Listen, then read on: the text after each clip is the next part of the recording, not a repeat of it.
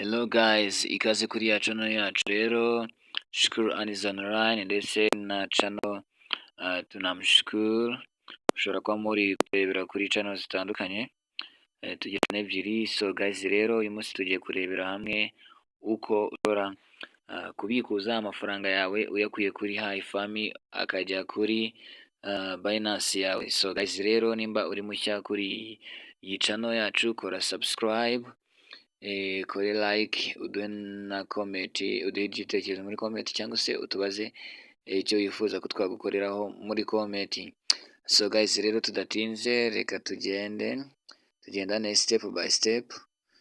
Ngo ikintu cya mbere uraza ufitemo application yawe ya Hifami, warangiza ukayizamo Hifami ukaza, wamara kuza urabona ku bantu babimenyereye ukuntu bikorwa, ndabizi abenshi murabimenyereye, gusa nimba uri mushya nawe watwandikira muri comment ukavuga ko uri mushya, ukatubwira tukagufasha aho tumva cyane cyane. So guys rero njyewe rero kubera ko ikinzanye kibanze, the main purpose for this video is to show you how guys we can withdraw our money from this app Hifami. So guys tudatinze, icyo ukora wowe uraza ugakanda hano handitse withdraw, ndakeka mwese muri kuhabona.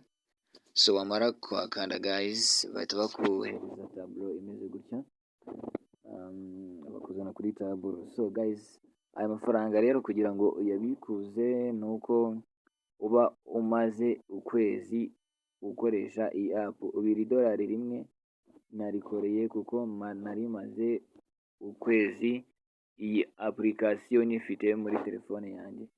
Si ngombwa ngo ugende ugire icyo nguze ukineho, just no kuba uyifitemo gusa iminsi 30 igashira, idolari rimwe rwose ubwo ni icyatanu, nibwo navuga ko nikoreye mu kwezi.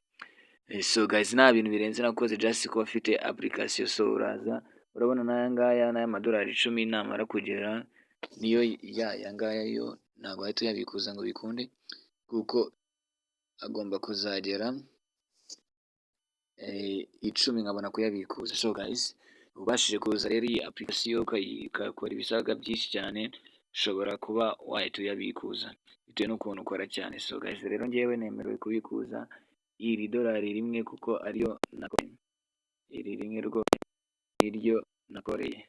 Reka rero turibikuza, uraza ugakoraho, umara gukoraho ugahita uza ugakanda hano handitse withdraw hasa. So guys wamara kuhakanda uraza ukahakanda ugahita utegereza. So guys mbibutse gukora subscribe ku bantu rwose mutarakora subscribe kugira ngo ntimugacikanwe n'izi video. So guys murabona ngaha bahise baduhereza aka kantu ka USDC, bahita baduhereza na network anga ya Ethereum. Network ya Ethereum batwereka ko ari ugukoresha network ya network ya ERC20 base. So guys icyo dukora, we just go in our Binance, then we look for this network, then we copy the address, then after we come back, then we paste the address around here, then we get our funds. So guys without taking much of time, ubwo tugiye kujya muri Binance. So niba mutafite Binance, just you can tell us in the comment section so that we can just help you on how to create Binance account and how to use it. So guys just reka tujye muri Binance account yacu, so that we can get the address network of ERC20 base. Then we are going to look for the USDC. Then we come in our Binance, alright, we go in our Binance, then we just wait for a while, Then when you reach here in Binance account, you just come here on assets, kuri assets. Oh no, we need to update, so let me update. Uraza kaza, reka mbanze ndebe amafaranga afite ahangaha, ifite atatu. I can't breathe. Okay, so ikimara kugera ahangaha uhita ukanda hano handitse, uhita ukanda aha kuri, uhita ukanda handitse add funds, then you click on add funds, and then you click also on this, okay, on chain deposit, then you clicking on ukaza ugahita searchinga ya USDC so that we can look for the address. Searchingamo hano muri search, twese turahabona, tuwandikemo USDC. So guys, murayibona ya yindi isa nka yindi baduhaye, reka mbereke. Murabona kiriya tubonye isa nka ya yindi baduhaye ngiyi, niyo tugiye gukopiya rero. So uraza tuyikandeho, so nitumara kuyikandaho mwibuke ko batubwiye network ya Ethereum ERC20. So ubwo nahanga turi bukike, so ubwo Ethereum ERC20, then we click, tugakandaho, twamara gukandaho ukahita uza ugakanda hano aha, ugakopiya address. So wamara kuyikopiya ukahita ugaruka muri Hifami yawe, then ugapestingamo ya address. Wamara kuyipestingamo ukahita uza ugakanda hano handitse confirm withdraw. Ariko before you do confirming, hano hari agatangazo gato bakubwira, it may take 24 to 72 hours to withdraw to your account. The withdrawal will be created within 48 hours. Withdrawals on Friday, Saturday, and Sunday will be credited on Monday.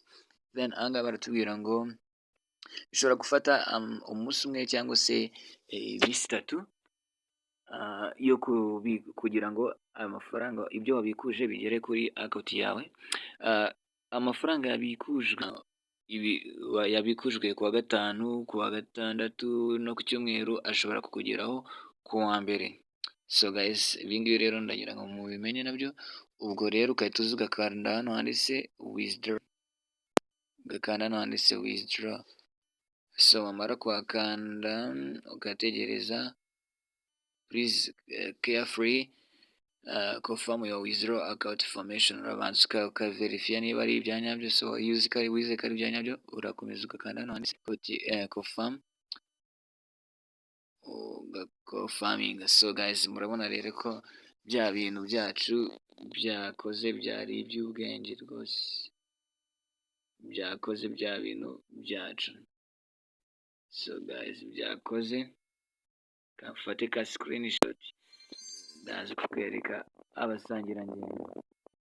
So guys, rero murabona ko bya bintu bikora bya nyabyo, birakora guys, birakora.